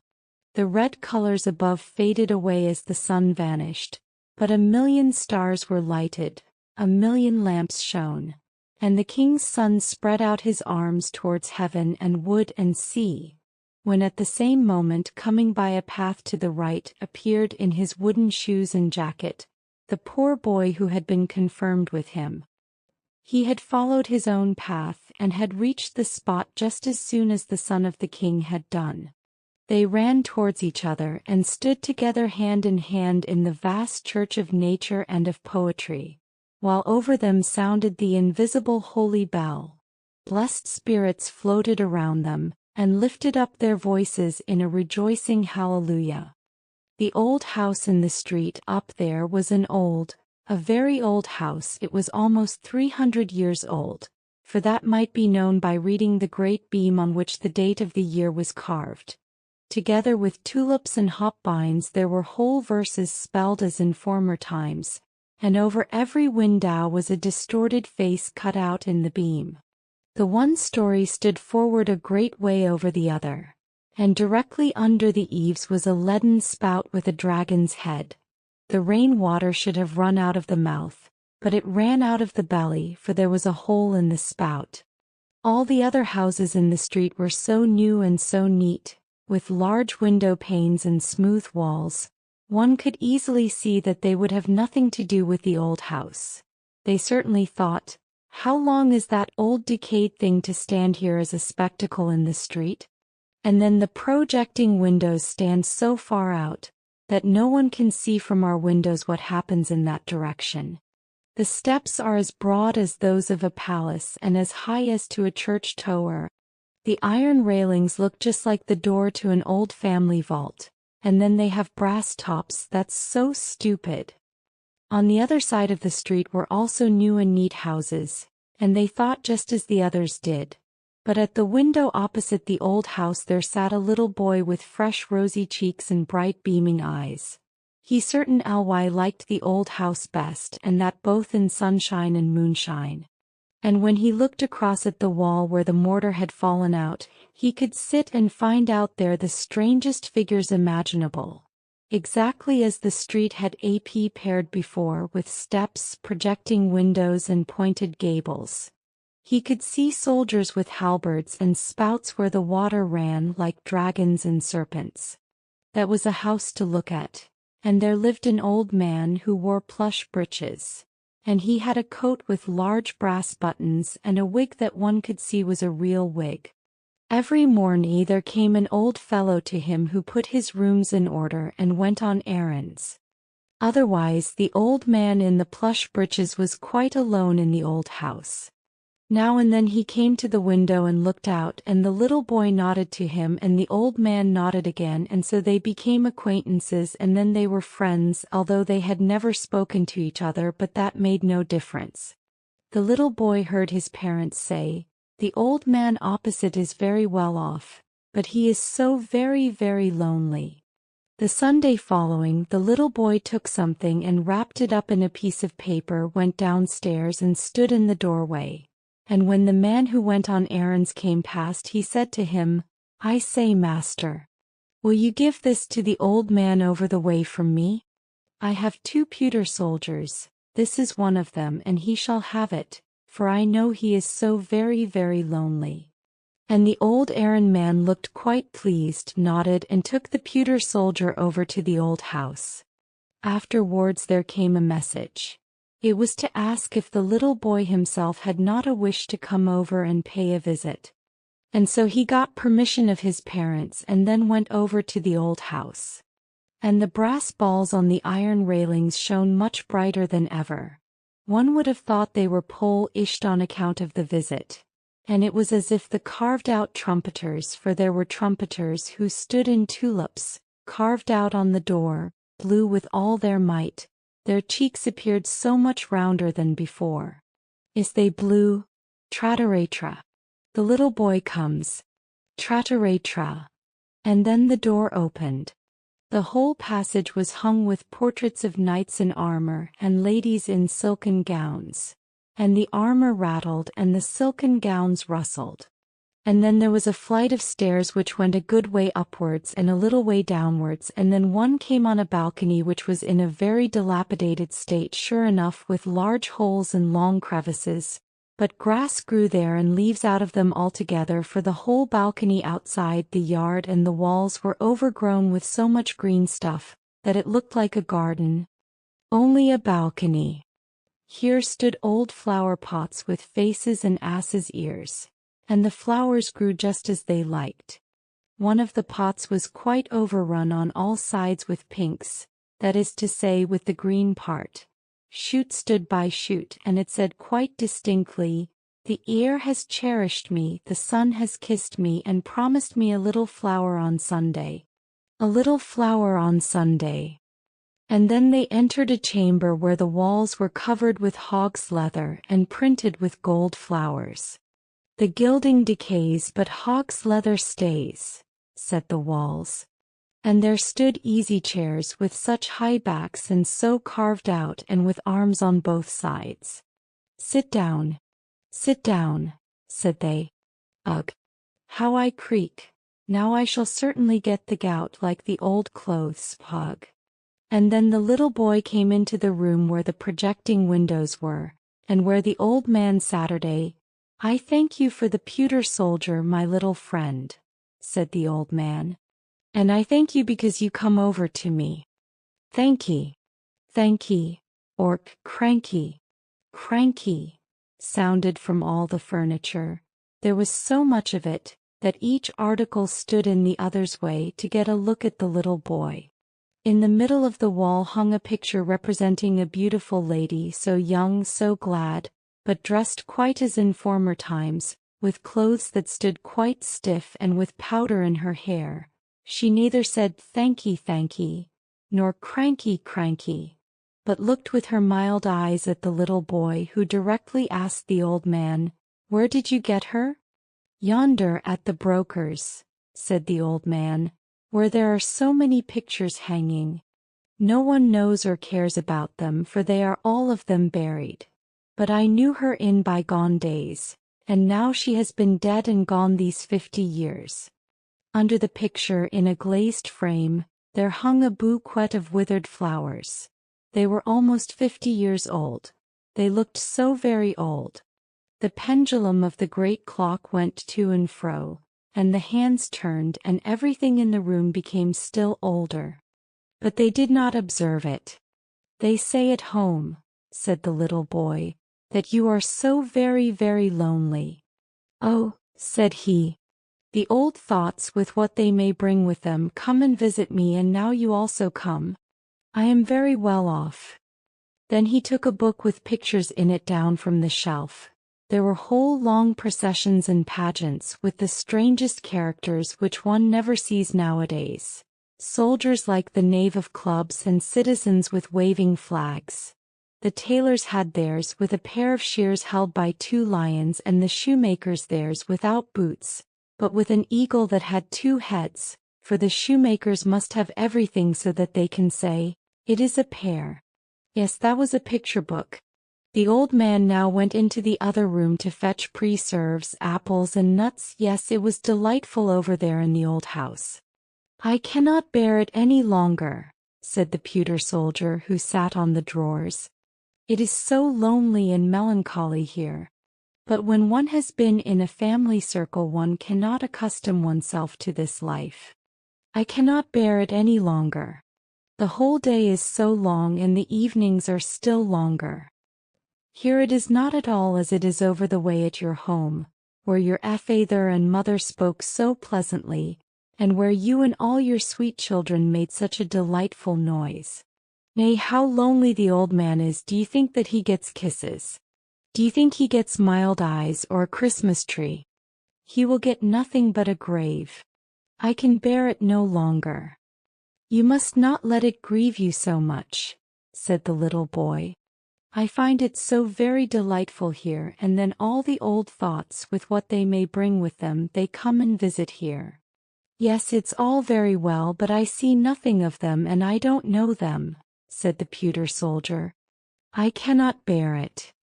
"But you must," said the little boy. Then in came the old man with the most pleased and happy face, the most delicious preserves, apples and nuts.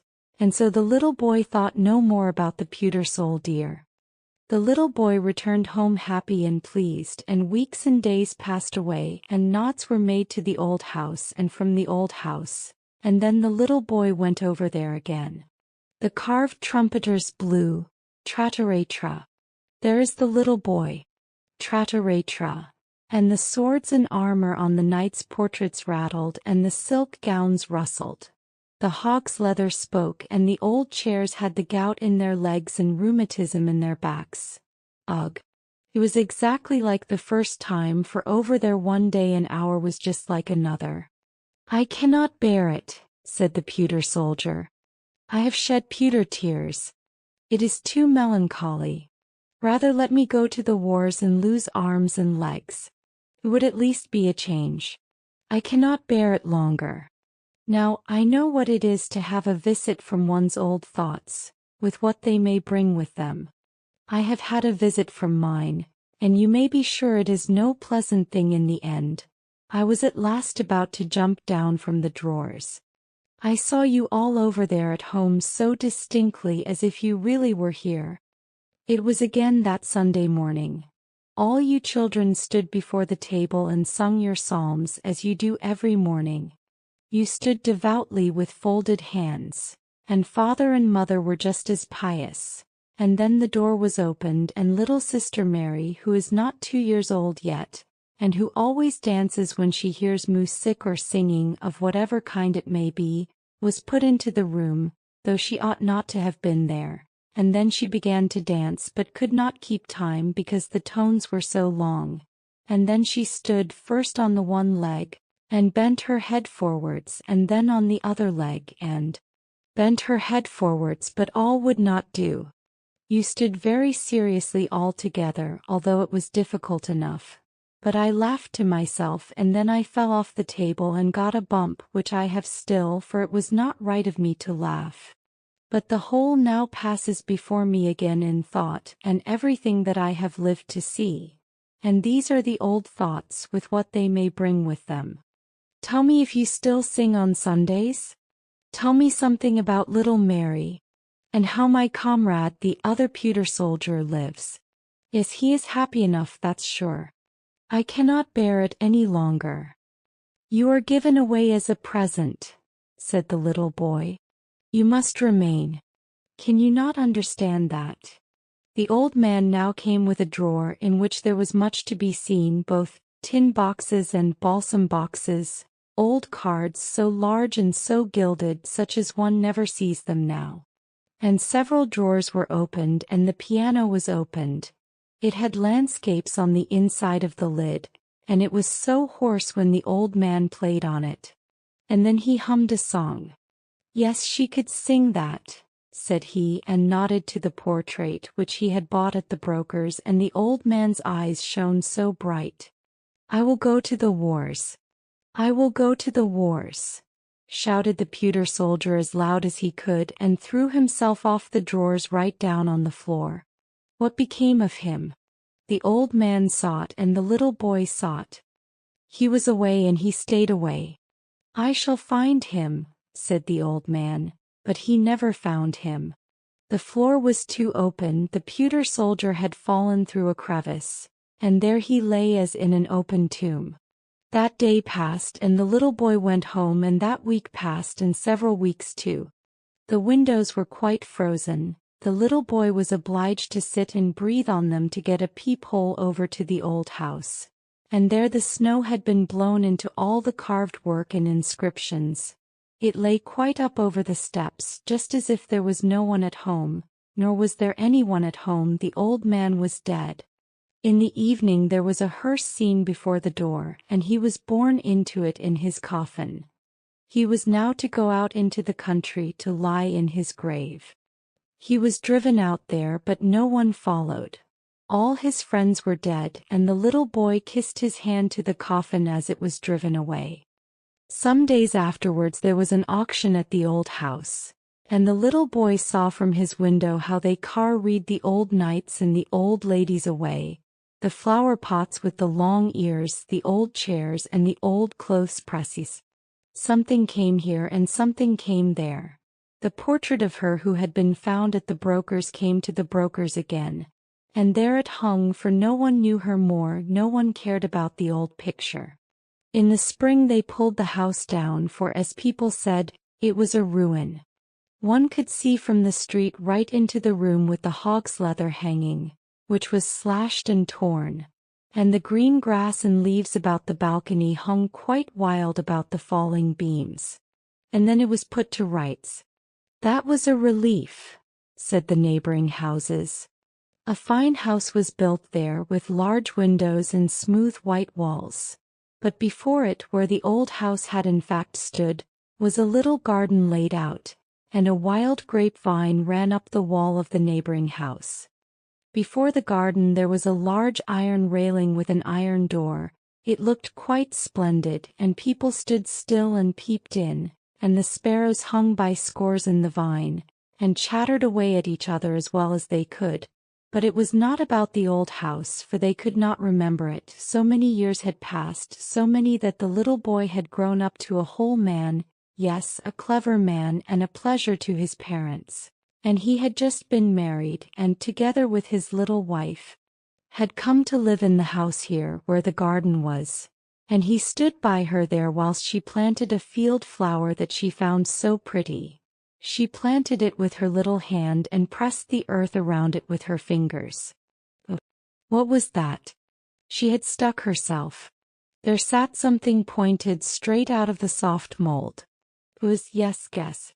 It was the pewter soldier, he that was lost up at the old man's and had tumbled and turned about amongst the timber and the rubbish, and had at last laid for many years in the ground. The young wife wiped the dirt off the soldier, first with a green leaf, and then with her fine handkerchief. It had such a delightful smell, that it was to the pewter soldier just as if he had awaked from a trance. "Let me see him," said the young man. He laughed and then shook his head. "Nay, it cannot be he, but he reminds me of a story about a pewter soldier which I had when I was a little boy." And then he told his wife about the old house and the old man, and about the pewter soldier that he sent over to him because he was so very, very lonely. And he told it as correctly as it had really been, so that the tears came into the eyes of his young wife, on account of the old house and the old man. "It may possibly be, however, that it is the same pewter soldier," said she. "I will take care of it and remember all that you have told me, but you must show me the old man's grave." "But I do not know it," said he, "and no one knows it. All his friends were dead, no one took care of it, and I was then a little boy." "How very, very lonely he must have been," said she. "Very, very lonely," said the pewter soldier. "But it is delightful not to be forgotten." "Delightful," shouted something close by, but no one except the pewter soldier saw that it was a piece of the hog's leather hangings. It had lost all its gilding, it looked like a piece of wet clay, but it had an opinion and it gave it, "The gilding decays but hog's leather stays." This the pewter soldier did not believe,